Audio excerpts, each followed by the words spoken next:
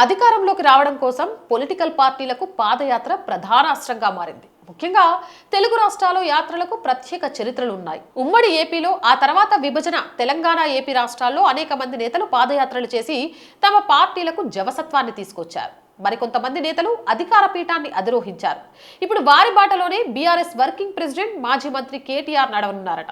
త్వరలోనే తాను రాష్ట్ర వ్యాప్తంగా పాదయాత్ర చేస్తారని చెప్పడంతో రాజకీయ వర్గాల్లో చర్చకు దారితీసింది. దీంతో కేటీఆర్ పాదయాత్ర ఎప్పటి నుంచి ఉంటుంది అనే చర్చ స్టార్ట్ అయింది. 2028లో తెలంగాణలో అసెంబ్లీ ఎన్నికలు జరగనున్నాయి. కాబట్టి 2027 నుంచే ఎన్నికల సంగ్రామానికి గులాబీ దళం సన్నద్ధమయ్యేందుకు ప్రణాళికలు రచిస్తోంది. అందులో భాగంగానే వచ్చే సంవత్సరం నుంచే బీఆర్ఎస్ వివిధ కార్యక్రమాలతో పార్టీ బిజీగా ఉండనుందట.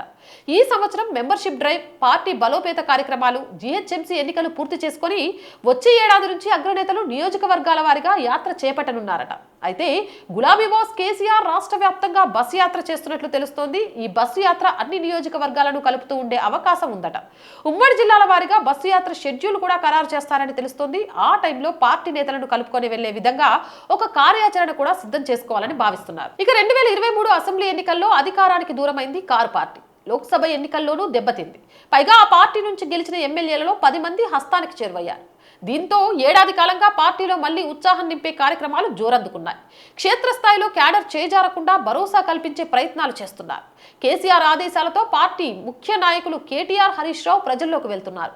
ప్రభుత్వాన్ని ప్రశ్నించడంతో పాటు ప్రజల మధ్య ఉంటూ వివిధ కార్యక్రమాలకు శ్రీకారం చుడుతున్నారు. 2027లో పాదయాత్రకు కేటీఆర్ సిద్ధమవుతున్నారట. పాదయాత్రలో తిరిగి పార్టీని అధికారంలోకి తీసుకురావాలని కేటీఆర్ భావిస్తున్నారు. ఉమ్మడి రాష్ట్రంలో ప్రజాప్రస్థానం పేరుతో వైఎస్ఆర్ పాదయాత్ర చేసి సీఎం అయ్యారు. ఆ తర్వాత 2012లో వస్తున్నా మీకోసం పేరుతో చంద్రబాబు సైతం పాదయాత్ర చేసి సక్సెస్ అయ్యారు.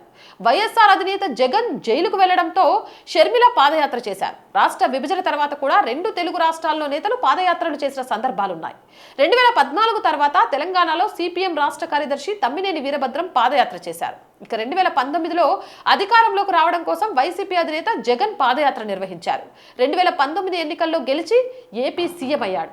తెలంగాణలో 2023 అసెంబ్లీ ఎన్నికలకు ముందు వరుస పాదయాత్రలు చేశారు నేతలు. బీజేపీ రాష్ట్ర అధ్యక్షుడి హోదాలో బండి సంజయ్ ప్రజా సంగ్రామ యాత్ర పేరుతో పాదయాత్ర చేశారు.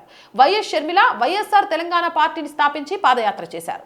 ఇక కాంగ్రెస్ పార్టీని అధికారంలోకి తేవడం కోసం రేవంత్ రెడ్డి, బట్టి విక్రమార్క పాదయాత్రలు చేశారు. హాత్ సే హాత్ జోడో పేరుతో రేవంత్ రెడ్డి పాదయాత్ర చేశారు. పీపుల్స్ మార్చ్ పేరుతో బట్టి విక్రమార్క ఆదిలాబాద్ నుంచి ఖమ్మం వరకు పాదయాత్ర నిర్వహించారు. ఏపీలో అసెంబ్లీ ఎన్నికలకు ముందు టీడీపీ యువనేత నారా లోకేష్ యువగలం పాదయాత్ర చేసి పార్టీ శ్రేణుల్లో జోష్ నింపారు. ఇక రాబోయే ఎన్నికల్లో గెలిపే లక్ష్యంగా తెలంగాణలో కేసీఆర్ బస్సు యాత్రతో పాటు కేటీఆర్ పాదయాత్ర చేస్తున్నారట. కేటీఆర్ పాదయాత్ర షెడ్యూలు, కేసీఆర్ బస్సు యాత్ర షెడ్యూలు ఖరారైన తర్వాత హరీష్ రావు కేసీఆర్ తో పాటు బస్సు యాత్రలో ఉంటారా, లేదా హరీష్ రావు కూడా పాదయాత్ర చేస్తారా అనే క్లారిటీ వస్తుందని పార్టీ శ్రేణుల్లో చర్చ జరుగుతోంది. అలాగే కేటీఆర్ పాదయాత్ర, కేసీఆర్ బస్సు యాత్రలు నియోజకవర్గాల వారీగా ఉంటాయా అనేది కూడా స్పష్టత రావాల్సి ఉంది. పాదయాత్ర, బస్సు యాత్రలతో ప్రజల్లోకి వెళ్లి వారి సమస్యలను తెలుసుకోవడంతో పాటు అధికార పార్టీ ప్రజా వ్యతిరేక విధానాలను ఎండగట్టాలని గులాబీ దళం భావిస్తోంది. మరి బీఆర్ఎస్ కి ఈ యాత్రలు అధికారంలో రావడానికి ఉపయోగపడతాయో లేదో వేచి చూడాలి. ఏదేమైనా అయ్య బస్సు యాత్ర, కొడుకు పాదయాత్రతో మళ్ళీ అధికారంలోకి రావాలని చూస్తున్నారు. అసలు ఇంతకు ఆ ఛాన్స్ ఉందా? ఇంకా బీఆర్ఎస్ ని ప్రజలు కోరుకుంటున్నారా? మీ అభిప్రాయం ఏంటి అనేది కామెంట్ చేయండి. జై హింద్, జై భారత్. నేను మోర్ వీడియోస్ కోసం our group of channels, our voice, our political, our సంస్కృతి 3 మన ఛానల్సే వెంటనే సబ్స్క్రైబ్ చేయండి. కంటెంట్ బాగుంది అనిపిస్తే లైక్ చేయండి, షేర్ చేయండి.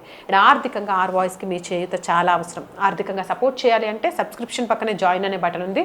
1 to 5 లెవెల్స్ ఉన్నాయి. ఏదో ఒక లెవెల్లో సపోర్ట్ చేయండి. లేదా స్క్రీన్ మీద గూగుల్ పే, ఫోన్ పేతో పాటు అకౌంట్ డీటెయిల్స్ ఉన్నాయి. మీకు తోచిన సహాయాన్ని అందించండి. వ్యాపార ప్రకటనల కోసం 8328 500 576 నెంబర్ని సంప్రదించండి. జై హింద్, జై భారత్.